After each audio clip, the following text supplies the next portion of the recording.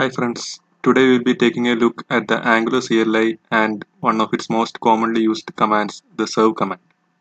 So what actually happens when we type the command ng in our command prompt? So there are two types of Angular CLI which can exist in our computer. One is at the global level and other is at the local project level. So let's see where the global CLI resides. So whenever we install an npm package using the global flag, it automatically goes to our user profile, which is in the in our system, and you can see that the ng command is also residing here. So this will be basically either a shell script or a CMD file or a PowerShell. So let's open this. So you can see that this calls the Angular CLI internally, and we would have installed this in the node modules folder. So let's add an echo here, global, and I have created a sample project here inside the node modules of which there is the Angular CLI. So that will be in the Angular CLI, the bin folder. There will be another script file.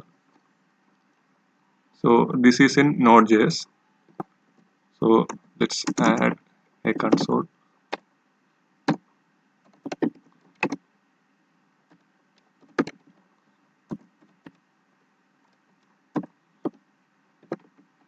And let's see what happens when we execute the ng command. So you can see that the global uh, version of the ng has been called, and how can we call the local version of the ng? So there is a npm utility called npx which we can use, and if we use npx ng, we will be calling the local version of the Angular CLI. Also, when we execute the npm start command, which is defined in the package.json scripts file, so this is the equivalent of the ng serve. This will also be calling our local Angular CLI. Now let's go deeper into the Angular CLI code and let us take a look what are all the commands which are available in the Angular CLI. So the list of commands which are available can be found in the Angular CLI package. There is a file called commands.json, and here you can see we have our target, that's the serve command, and even there are some hidden commands like make this awesome. This is basically an Easter egg. So now let's go to the serve. So the commands will be here. So we can check for the serve command. So we have the serve JSON here. So this JSON file basically contains the information about the serve command, like its description, the alias, like instead of ng serve you can use the ngs, and the implementation of the serve command, and also the different options which are available as part of the serve command. So one experimental option is available here. Similarly, they have defined some base options. So let's go have a look. So the file name is definitions.json. So here you can see that some of the base options are the project. So the project is the name of the project to be built in case we have multiple projects in our Angular application, and the configuration. So the configuration is nothing but when we take an Angular application, we have the workspace configuration file, that's Angular JSON. Inside that, this is the project name. So the project name is serve app. Here we can have multiple configurations in this section, like our production mode is actually a type of configuration. So similar to this, we can have multiple configurations. So in case we have to run the production configuration, we can give it as -- configuration equal to production. And another thing is the prod option. This is the shorthand notation for the configuration equal to production. So both these activity does the same thing, and all the ng commands have a help option. This will give all the other options which are supported by that particular command. So let's take a look. I am typing ngs hyphen help. So it will list all the options which are supported by the serve command. As you have seen here, there are a lot more options which are present for the ng command, but we could see only a very few base commands in the uh, Angular CLI. So from where does these commands come from? So let's go have a look at the Angular JSON. So in the Angular JSON, there is a section called serve, and here we have a builder option. So there we give the target builder for this particular command. So that is the Angular dev kit, which is a dependency library of the Angular CLI. So let's go there, and the target is the dev server. So inside the Angular dev kit, build Angular, src, and the dev server, we can see the schema.json. So the schema.json will be the will be having the blueprint of the options which are available for the serve command. So there are a lot of options as you can see here, and this is the same that will be displayed by the help command. Now let's take a look at some of the options which are available for the serve command. We will go through one by one. So the first one is the browser target. So the browser target is mainly like the ngserve command selects a target which needs to be served, and that will be defined in the Angular JSON. So as you can see here, we have defined the browser target as serve app colon build. So that means like serve app is our project name, and inside that the build step is provided. So basically what it does is it will run this step, that is build the Angular application, and then it will serve the target. So internally Angular CLI makes use of the Webpack. So Webpack is a module bundler which is used for bundling JavaScript and other assets like images, the CSS, etc. to bundles which can be served by the application. Some of the core concepts of the Webpack is as shown here: the entry, output, loaders, and the plugins. So let's go through one by one, and let's map it to the Angular JSON file which we have seen earlier. So the entry is the entry files through which the Webpack loader will be entering our application, and it will start building JS bundles and or CSS bundles. Let us see how it is mapped to the Angular JSON. So in our Angular JSON, we have multiple entry points defined. So one of them is the main file. So that will be the main.ts. So what will happen is Webpack will start loading this main.ts as the entry, and it will import all the dependencies into this JS file, and it will create a bundle. So that is our main.js bundle. And similarly we have the polyfills, that is another entry point, and we have the styles and the scripts. So scripts is empty, so it won't be generated. Styles, it will be generated as a styles.js bundle. The second is the output. So output basically defines the path into which the generated bundles are put. So here we have defined the output path. So this will be set in the output. So all the generated bundles will be kept in the dist/serve app folder, and the other things are the loaders and the plugins. So these will be internally handled by the Angular CLI, and currently I am showing the demo of Angular 10.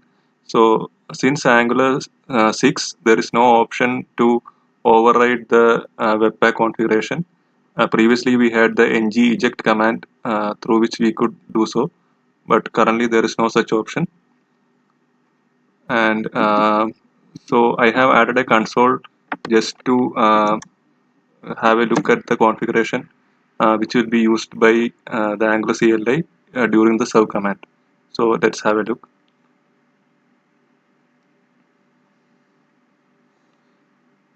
So this is the Webpack configuration which is being used internally by Angular CLI.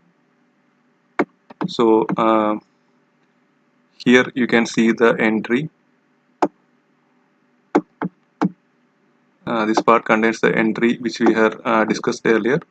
Like we have the main.ts, the polyfills, the styles, and the output, the path which we have defined earlier is also shown here.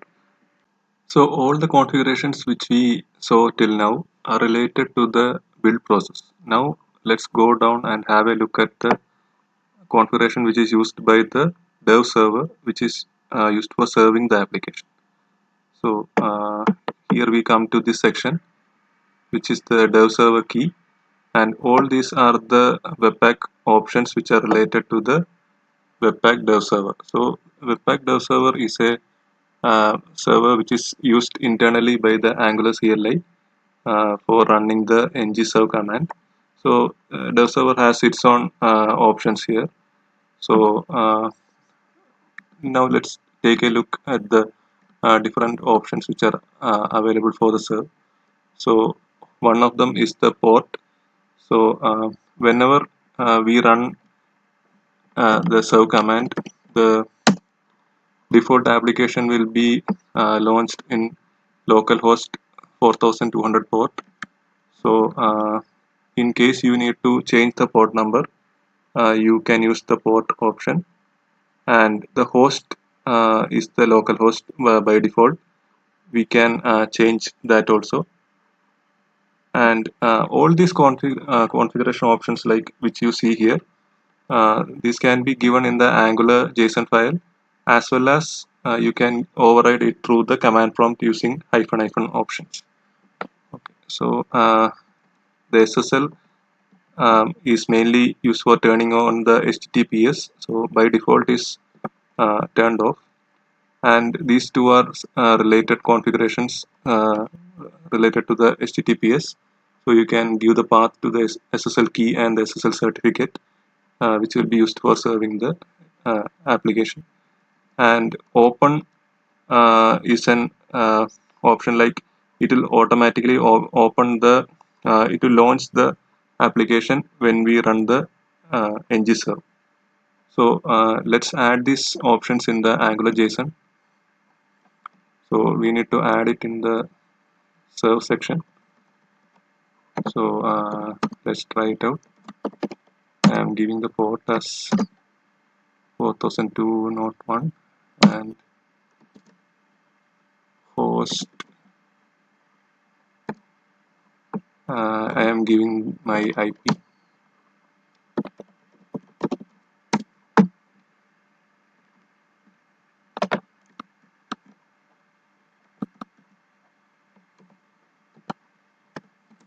And I am turning SSL on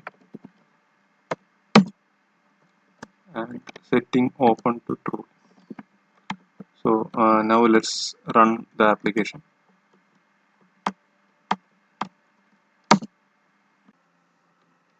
So the command is running, and you can see that the host, the port, and the HTTPS flags in the dev server configuration has changed. So there is a direct mapping between the angular.json fields and the dev server options. However, the open option actually is done using a third party. So as you can see, the web application has been launched automatically. So the host name, the HTTPS, as well as the port name has been updated. Now let us take a look at two other options. That's the verbose and the progress. So verbose is used for adding more details to the logging. So when we do a ngserve, by default we will be having these informations displayed. So if we give the verbose option, it will dump all the statistics which are coming from the Webpack. So it is less readable. So we will take a look into that. And also the progress, it is the option which shows the percentages which we see while building ngserve. So let's see what happens when we add these two.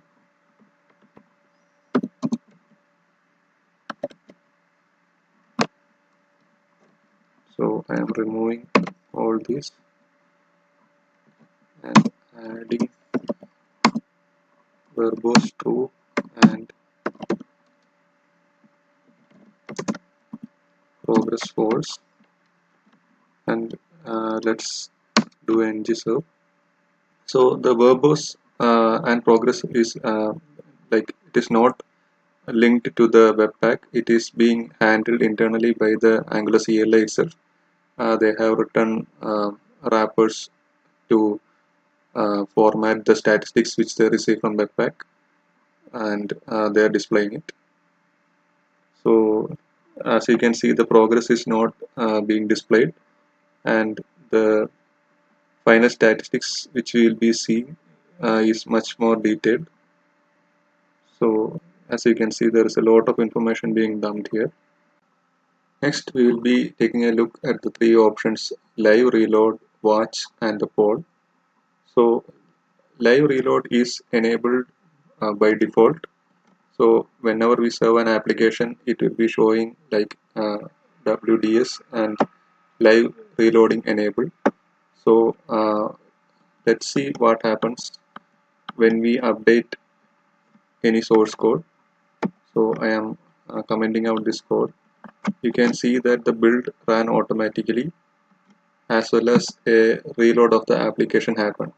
So the reloading of the application is done through sock.js by the dev server, and the second parameter, the watch is done by the file system. So it will be scanning for any changes in the file, and whenever a change in the file happens, it will trigger the build and then trigger the live reload of the page. So in certain kind of file systems, the uh, watch mode will not work. So in that case, we can do polling of the file system to check whether any files have been changed. So that is the poll option. So one thing peculiar about the poll option is that we cannot define it in the Angular JSON file. So we have to use the hyphen poll for using this. And the other three options, the public host, allowed host, and the disabled host check. So these are related to very complex situations in which, as mentioned here, like the browser client is used to connect to the development server using reverse proxies and all. So these are not commonly used. So I am skipping this. So next we will be taking a look at the vendor chunk and the common chunk options. So both these options are related to the Webpack optimization process. So here if we check the code, we can see that inside the Webpack optimization configuration, there is a plugin called the split chunks plugin. So all the configurations related to that is present in the split chunks. And here you can see that the vendor chunk flag is checked, and if it is enabled, it will create Webpack will create a chunk file or a JS file with the name as vendor. And how it is created is that it will take the main chunk and it will filter out all the code which is coming from the non-modules. So basically all the third-party vendor codes will be moved into the vendor.js file, and in case the vendor chunk flag is disabled, the vendor.js file will not be created, and these will be remaining as part of the main file, main.js file itself. So let's take a look. We will disable the vendor chunk option,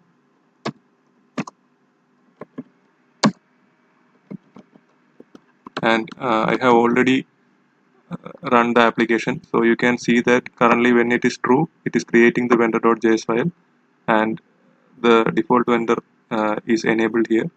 Now let's rerun the application. So here the default vendor is set as false, and let's ensure that the vendor chunk is not generated. So the vendor chunk is not created. The common chunk flag. So what it does is it will scan through all the generated chunk files, and it will search for common modules which are present in all these chunks, and it will split out all these common modules into a single file which will be named as common.js, and this will happen in case at least two chunks are sharing this particular module. So this flag is enabled as a default in the Angular CLI.